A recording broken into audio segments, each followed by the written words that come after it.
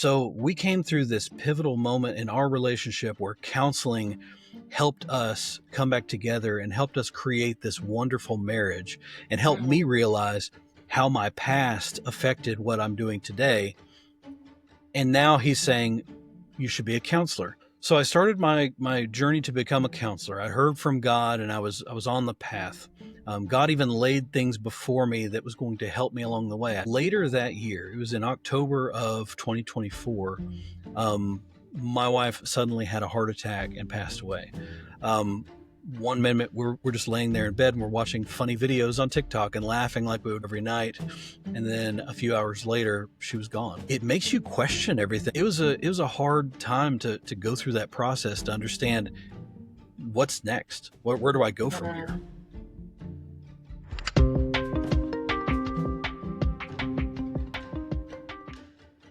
Welcome back to the Navigating the Wilderness podcast. Today I have a very special guest with me. Troy Whitman is with me. He is a certified mental health coach, a speaker, and host of the podcast Rooted for Growth. Welcome to the podcast, Troy. I'm so glad to have you on. Thank you so much, Nicole, for having me. I really appreciate you inviting me onto the show. Yeah, I was excited to have you on, and I love what you're doing. I love the heart that you have for men, and so I really am excited to talk today and hear more of your story. I know a little bit, but I haven't heard the whole thing. So, what? Tell me first a little bit about your journey of growing up and like what your faith journey has been like. Sure. I was raised by my grandfather. So at an early age, my mother kind of abandoned me with my grandfather and my grandmother. And then when I was 8 years old, my grandmother passed away due to breast cancer. So I was raised by my grandfather. I was one of those kids that in high school, everybody was like, man, I really wish that I lived with my grandparents, which Yeah. it's a fun experience. But it's a different experience to grow up with a grandparent instead of a mother and father. So that shaped my upbringing from the very beginning. And a big factor of me coming to Christ actually was my grandmother. Um, Mm, Before she passed away, she asked my grandfather to make sure that I stayed in a Christian school because she wanted me to know Jesus. mm, Um, and he was able to do that for as long as he could. He was a retired firefighter, didn't have a whole lot of income, but he was able to fulfill that promise he made to her for about 5 years after she passed away. We got in church, and I was part of a youth group growing up, but I was saved early on. It was in my second grade year. Unfortunately, my grandmother never saw me get saved, but it was due to her influence that I came to Christ. So that really shaped the path that was laid before me, is that early, walk with Jesus. And then unfortunately that walk has not always been on the path that he had for me, but he's always been able to draw me back from that early childhood of growing up with my grandfather, having my grandmother's influence of Jesus in my life. yeah, that's awesome. The way that you had that influence, that godly influence from your grandparents. Was it challenging at all as a child growing up without parents? I mean, how did you feel about your parents not really being in your life? Was that a struggle, or was that what would that look like for you? As a child, I never really thought about it. Okay. It was just normal to me. I Yeah. mean, I was growing up with my grandfather. Other people were jealous of that, and I was like, well, I must have it pretty good, compared Yeah. to other people. It wasn't until later in life that I really understood how different that it was and how impactful that was on my upbringing. Yeah. It took a lot of counseling to really understand what that abandonment did to me as a child, and not having a proper mother and father to, shepherd me into the world, as you're supposed to. That's probably Mhm. what really grew my passion for men and their involvement in the family, is Mhm. from that early age. I had my grandfather, which I was very fortunate to have, Mhm. but through all of that, had my father still been in the picture when I was born and had those types of godly tendencies to stay with his wife and make sure that that family unit was the way it was supposed to be, and have God overseeing all of that, my life would have been completely different from the start. So that probably had a lot to do with kind of my passion now. Yeah. Yeah, for sure. I think it's good for people to hear that because, on the positive end, that influence of your grandparents was so pivotal. And there's so many people now, I feel like, that are raising children, grandchildren, for various circumstances. So it's nice to Sure. hear um, in the ways that that God has worked through your life with your grandparents too. So tell me more about your journey to becoming a coach now and getting into Yeah. counseling. Yeah. So my journey is kind of long and varied to get to this road. Um, but really, the pivotal moment is in 2018. I had me and my wife had been married for 18 years at the time. Mhm. And I had an affair on my wife, and it was a detrimental moment in our journey. And I remember in that moment, I was standing in the driveway, Mhm. and I directly heard from God where He said, "Are you going to obey me, or are you going to obey your own wishes?" And I had a choice to make at that moment. Was I going to continue going down this road of, seeking out other things outside of my marriage, or was I going to turn around and come back to Mhm. what God had called me to be? Um, and in that moment, I committed myself. I'm. This was stupid. I'm going back to being with my wife, and I'm going to do everything that I can to make sure that that marriage lasts, or at least does everything that it can to come together. Right. Mhm. So me and my wife both committed to each other. We went into counseling together. First time that I'd ever been into counseling. And through a personal counseling journey there of discovery of my past and how all that has affected in my day-to-day life, and then just focusing on my marriage, we were able to come together and have the best years of our marriage following that event. Um, and then it was later when I had just this moment of job change. It was at the beginning of 2024. I was laid off or 2023. I was laid off from my job. And I remember at that moment, I was thinking, okay, well, I'm at this kind of pivotal moment in my life. I'm in my mid Mhm. 40s. If I'm going to change careers or do something different, now's the perfect time. And I really sought after God of what does He want from me in all of this? Mhm. Um, and it's probably the first time that I've really asked the question, Lord, what can I do? What do you want my life to be like? Mhm. It's kind of a scary question if you really think about it, because you have to be prepared for what He is going to give you. Yeah. And honestly, he can tell you to do something, and then you have the opportunity to obey or disobey what God has called you to do.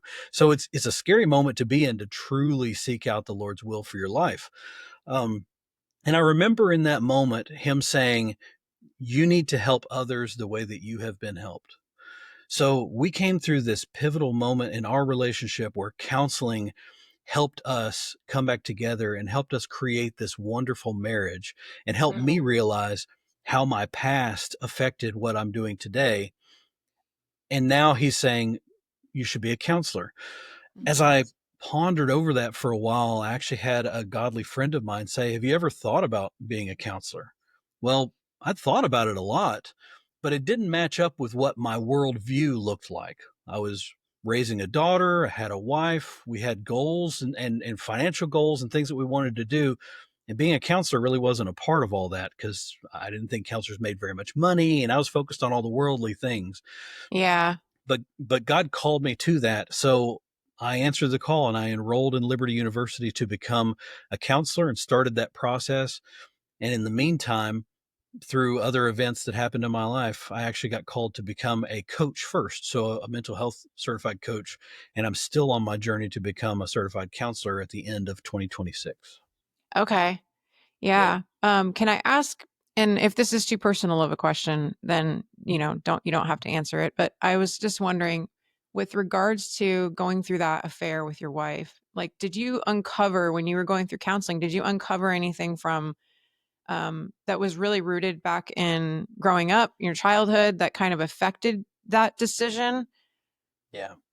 Yeah, I definitely did. So I can see now Mhm. that I was looking for affection. I was looking for validation, affirmation in different ways. So at any point in my life, if someone or something gave me that little bit of attention, I Mhm. jumped all over it.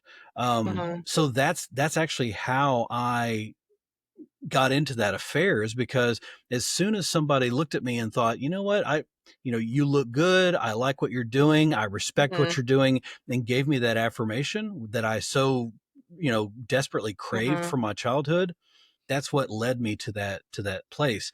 Yeah. That, and not being on the best footing with my wife at the time, because that's really where it starts.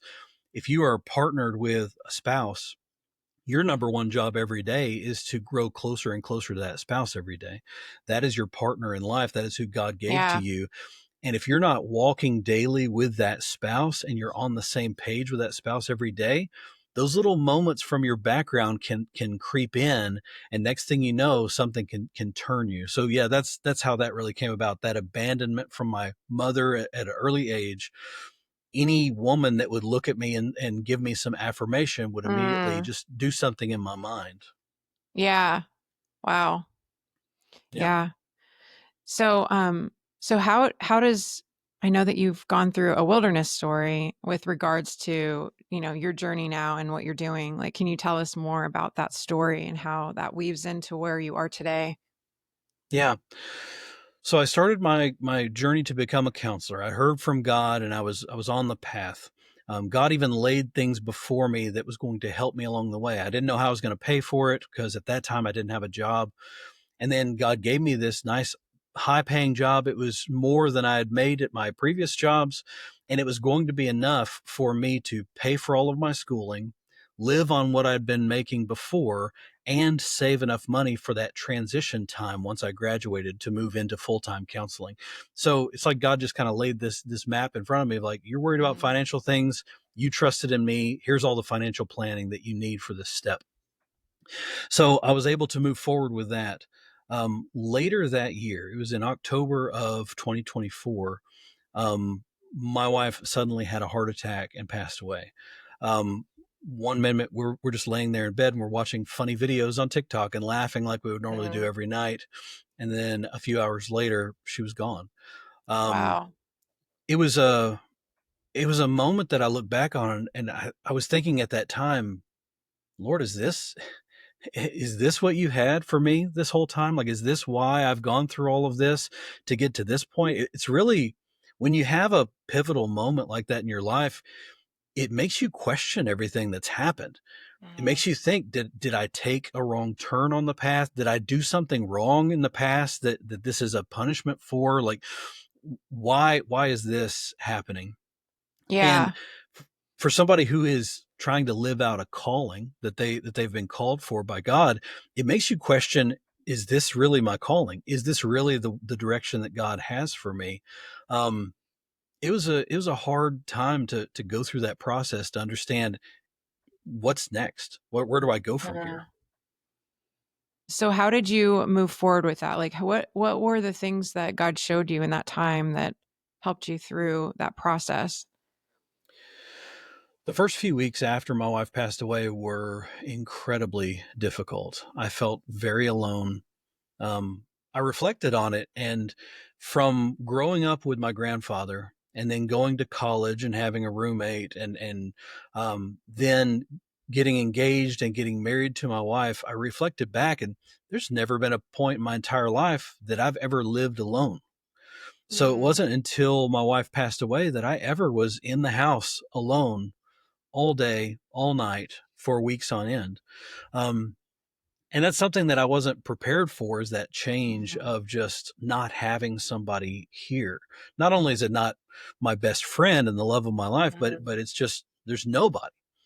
And it was a dark time there for a few weeks after she passed.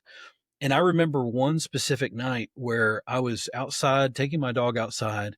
There was stars in the sky. It was a beautiful, clear night. I was feeling so alone in all of that. And I remember Mhm. looking up at the sky and thinking, God, I can't do this alone.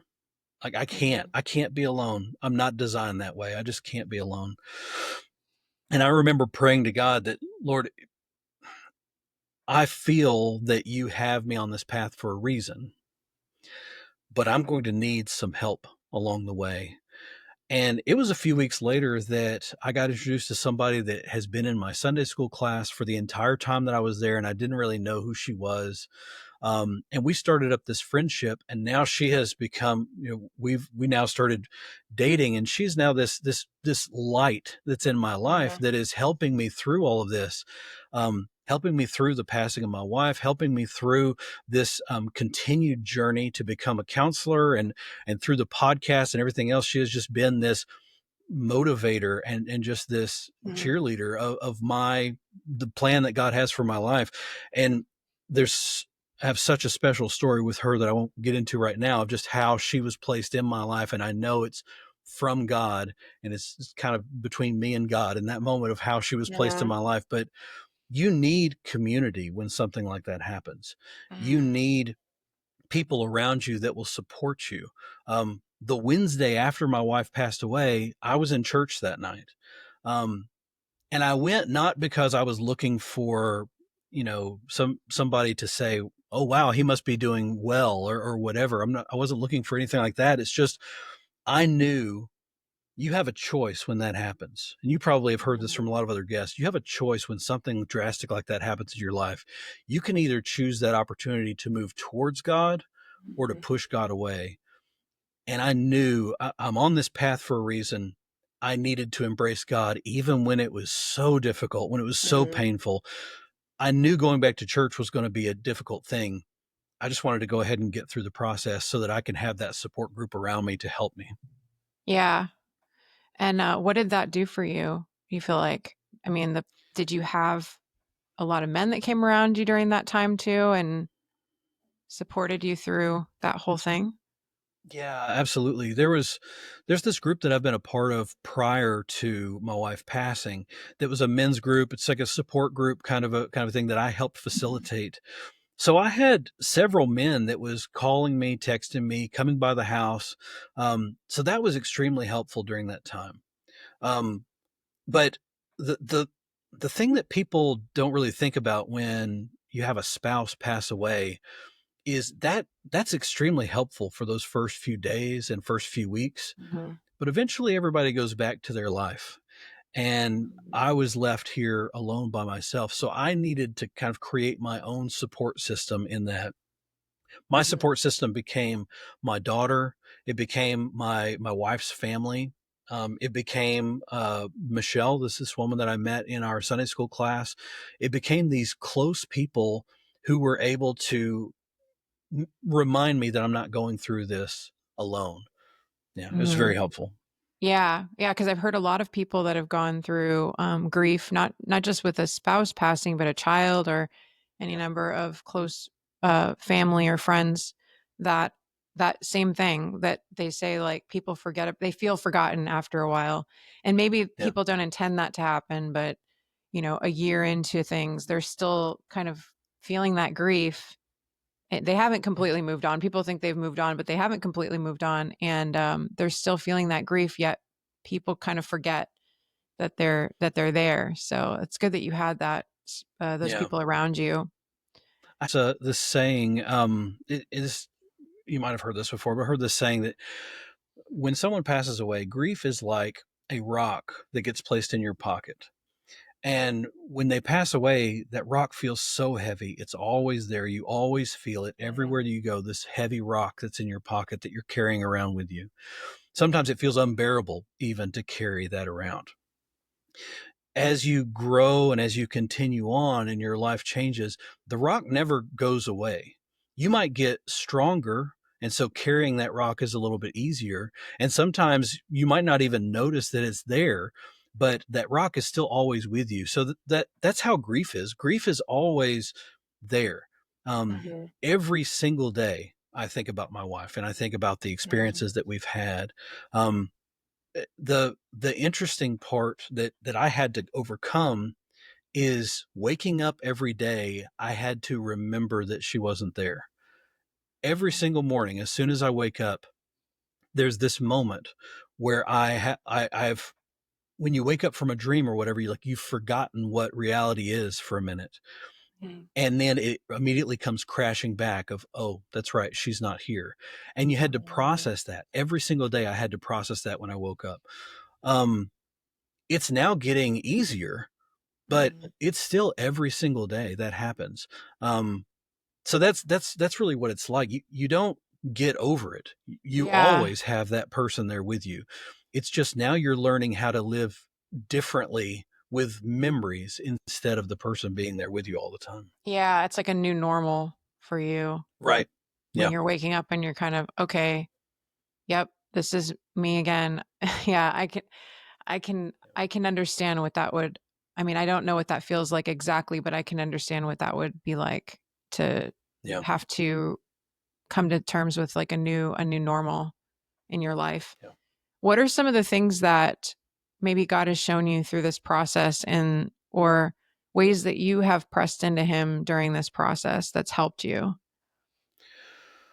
Well, I do believe, I mean, this sounds, you've heard this a lot, that everything happens for a reason. Mhm. I do believe everything happens for a reason, but it's not like the Hallmark card kind of everything Mhm. happens for a reason. But I believe that everything can weave itself together for the good of God. Mhm. I believe, I started saying this right after my wife passed away. I believe that I am going through this experience so that I can learn from it and I can be an example to others that go through this, because I think that at some point, someone close to me might have a spouse that passes away, and I will be there to help them through that process because I've done it. Mhm. Um, I truly believe that that's part of why God, allowed me to go through this process, Mhm. that he's allowing me to learn from that so that I can help others who are dealing with that. Um, Yeah. right now, as I do my podcast, like it's I'm trying to make it an encouragement to others. It's not all about grief, but Mhm. hopefully I'm taking some of the experiences that I had and am helping others through processes as well. That's why I'm becoming a counselor, so that I can take some of the experiences that I've had, either through my affair, through my, my relationship building back up with my wife to this fantastic relationship that we had, some fatherhood examples that I have of raising my daughter through the process of following God's calling, through the process of losing my wife, all of these different things that I'm able to help other people with. I feel like that's why God has called me through this, even to the point of where he's prepared me for some of this before I knew it. Um, Mm. there was about 3 or 4 years ago. I started with this group of men, and as part of that group of men, I was chosen to be a facilitator, and so I went through a facilitator training for this group. And that group was also partnered up with Grief Share. So Grief Share is in they do it in churches where it's like a 12-week type course. It's a video based course, but they have facilitators that lead discussions and things like that. Well, part of my facilitator training for this men's group that I was in was also part of the Grief Share facilitator group. So I was Mhm. trained in grief counseling from, a few years ago. So when my wife passed away, because of that training, I knew what processes that I would be going through. I knew some of the challenges that I would be able to face because of that training that I had. Wow, And that's interesting. it, yeah, it Yeah. helped me along the way because I knew what was coming. Um, Mhm. and then when I got involved with Grief Share, just for my own personal grief journey, that helped me process it as well. But I feel like I processed the grief of my wife's passing easier because of the way that God had prepared me up to that moment. That's interesting. Yeah. It's so interesting how he does that in our lives, and he sets us up for things in the future we don't even know we're about Right. to walk into. Yeah. And he's led you into yeah, a challenging wilderness, a wilderness where you are a bit more isolated. But I find that wilderness seasons really cause us to hear from the Lord more clearly, I feel like, because Mm. we don't have all those other people in our lives as much. And we're kind of in a place where we're sort of forced to press into him more and hear from him, Absolutely. you know? So Yeah. what is your vision for going forward with this new calling in your life? Like, what is it that God has put on your heart for the future? Well, I have a passion for men. Mhm, I've been using this kind of phrase of I want to see men become better husbands, better mhm, fathers, and better followers of Christ.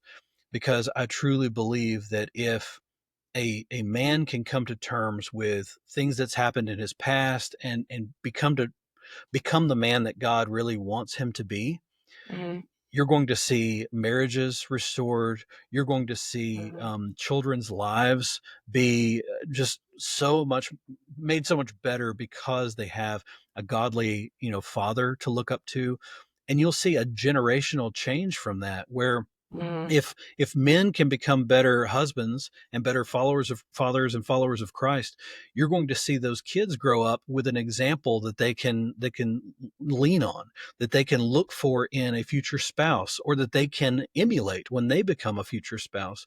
yeah, And that's just going to have generational changes. And then ultimately the piece that brings all that together is to be a better follower of Christ in order to be a better husband, in order to be a better father. So that's really my passion, is to do that. mhm, Right now I'm working on putting together a program for men that deals just with that. How do you become a better husband? How do you become a better mhm, father? And then ultimately a better follower of Christ. So I think that that's where God has led me to, mhm, is to see men change towards him for the betterment of the kingdom ultimately.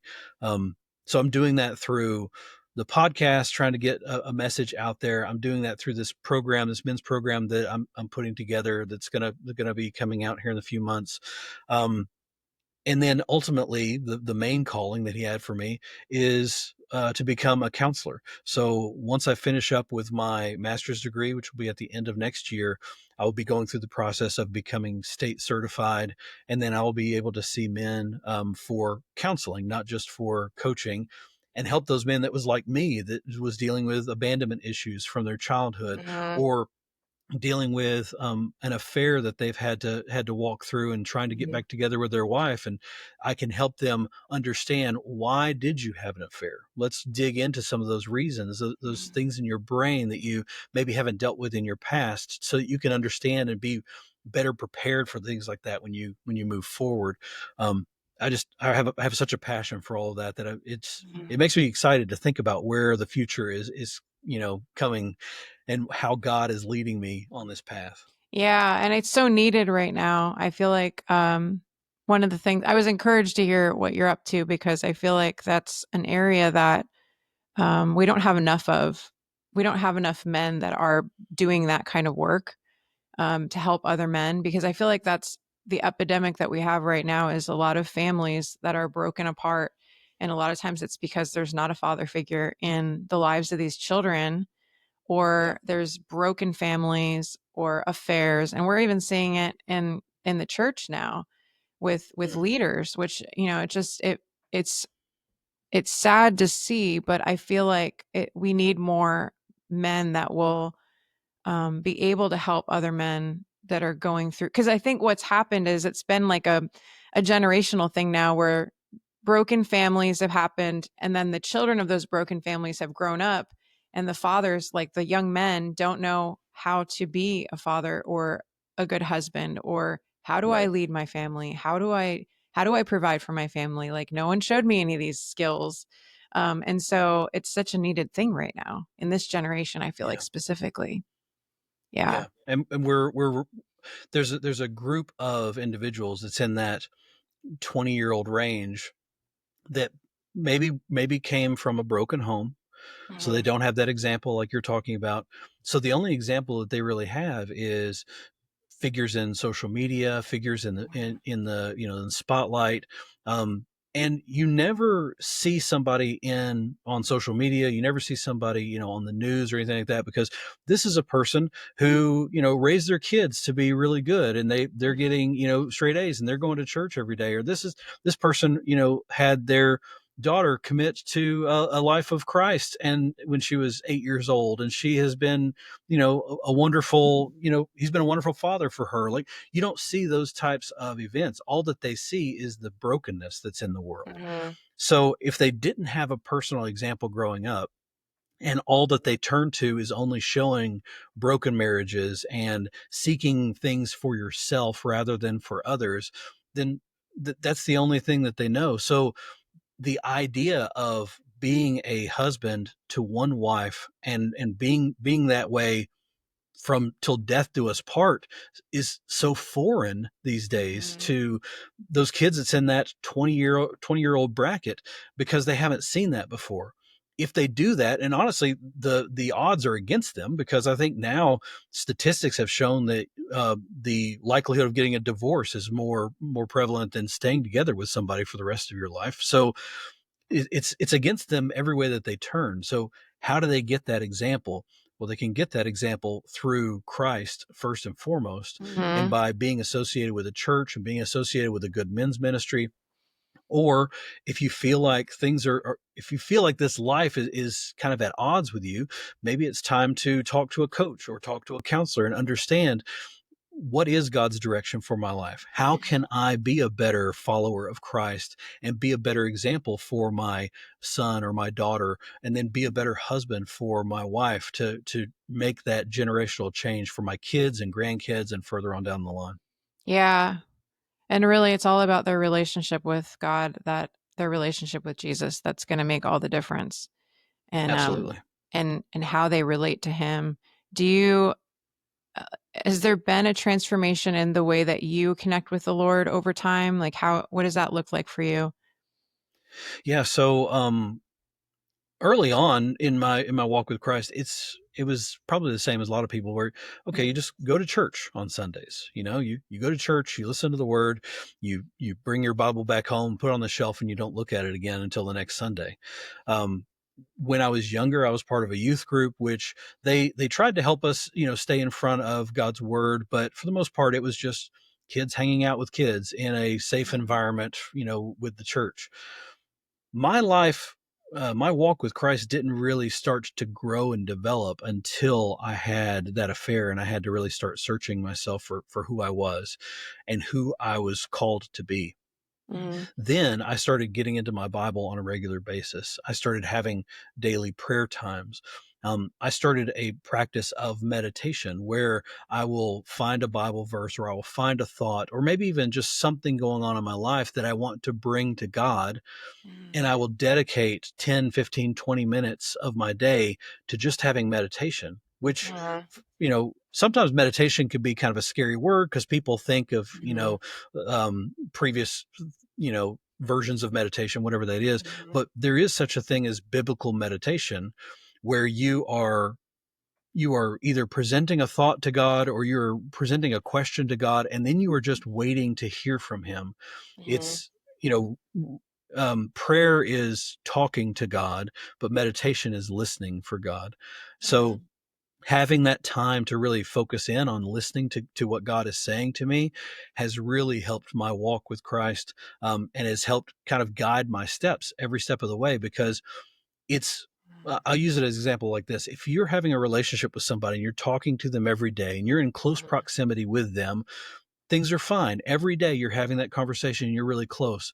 But as soon as you don't have that one day, it's like you take a little step backwards. You're still facing the person, you're still there, you're still in relationship, but every day you take just a little step back and a little step back. And next thing you know, when it's time to have a conversation again, you're really far away. So you have to be really dedicated to come back in and make that relationship come back.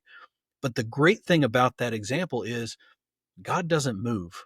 He's always there. He's always facing you. He's always waiting for you to have that conversation with him on a regular basis. It's us that slowly move back when we're not having that daily conversation. So I think about that in my daily practice of, that's how you Yeah. maintain a good relationship with God, is that every day, just that little conversation each morning. Yeah, and I think that's important, that it's a conversation. It's not a one-way conversation, it's a two-way conversation. And I think That's right. I don't know what it is, but growing up, I grew up in church as well, and I feel like that was an aspect I didn't really learn when I was growing up. It was kind of like prayer, but prayer was taught to me more like I'm just talking to God all the time. Like I'm just giving him my petitions. And I've learned over time that it's really a conversation. Like listening is Right. so much more important sometimes than speaking. And I mean, it would be a little bit weird, kind of like in a relationship, if you're having a conversation with someone, it's kind of weird if you're the only one talking. You're not actually Yeah. able to listen. And Yeah. God will speak to us. And I think that's, I think some people too have a hard time.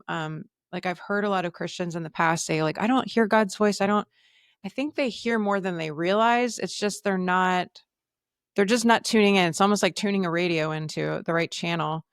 If you just quiet yourself and you start to listen, it's like almost like small impressions, still small impressions come. His voice will start to become more resonant in your life. It's just a matter of tuning in. And that's such an important thing. And I think that's one of the main keys um, with healing, inner healing too, is Yeah. being able to take things that we recognize we have going on and put them before God and let him speak to those things. And because it Yeah. makes such a difference. I mean, he's the greatest counselor, you know? Yes. Yes, absolutely. It's interesting that you say that, because people say that they don't hear from God. Well, Mhm. you described the first step. The first step is you have to stop talking and you have to Mhm. listen in order to hear from God first.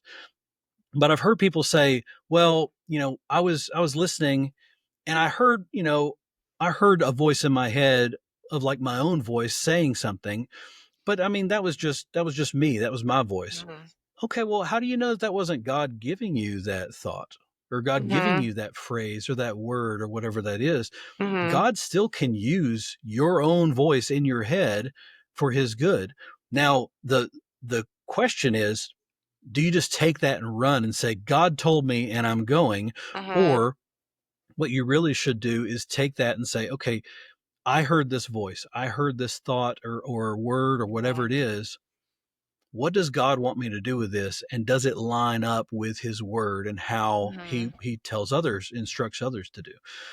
If he says, God wants you to be a millionaire, maybe he does. Maybe he does. Yeah. But does that really line up for everybody else? Like, do you look at other examples in the Bible where somebody has prayed, Lord, Mhm. make me a millionaire, and then that's how they came about? He Mhm. can use that, certainly. He certainly can use Mhm. that.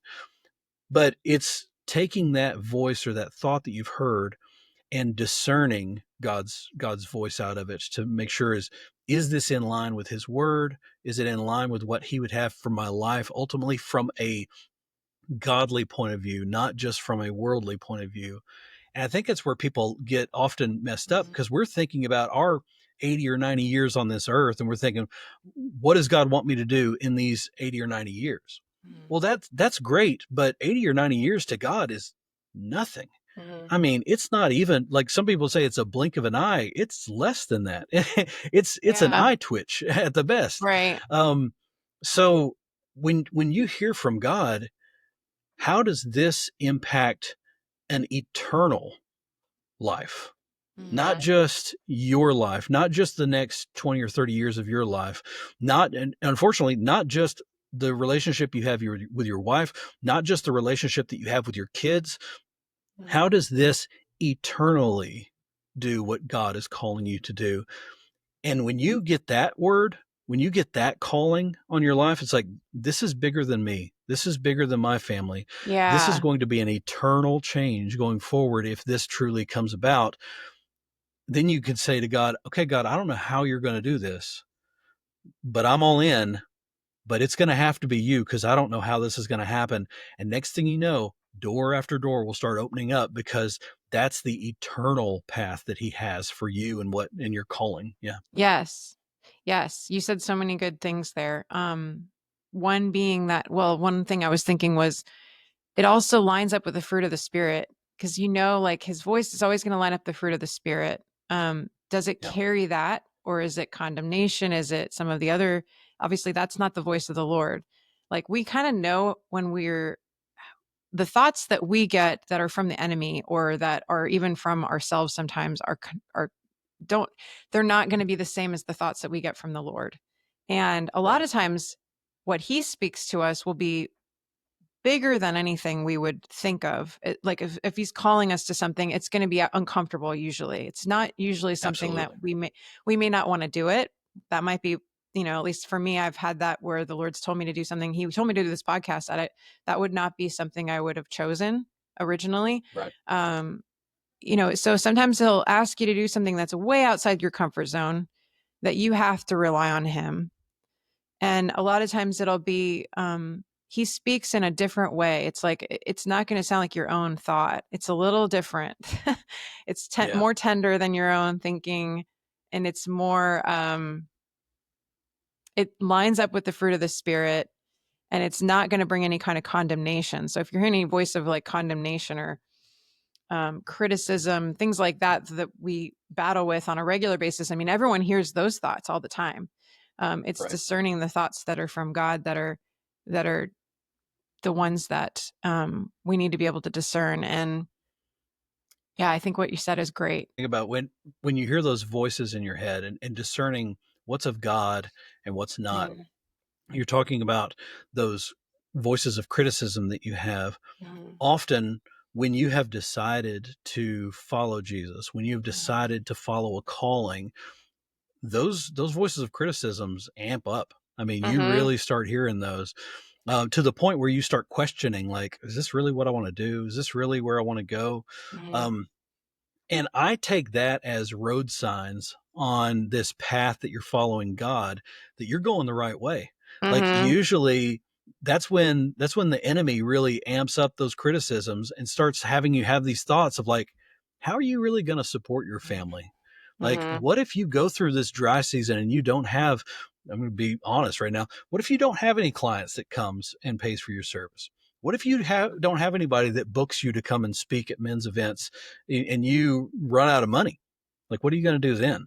Are you really going to do that? Why wouldn't you just go back to a corporate job where you can just, work 9 to 5 and have insurance and not have to worry about anything?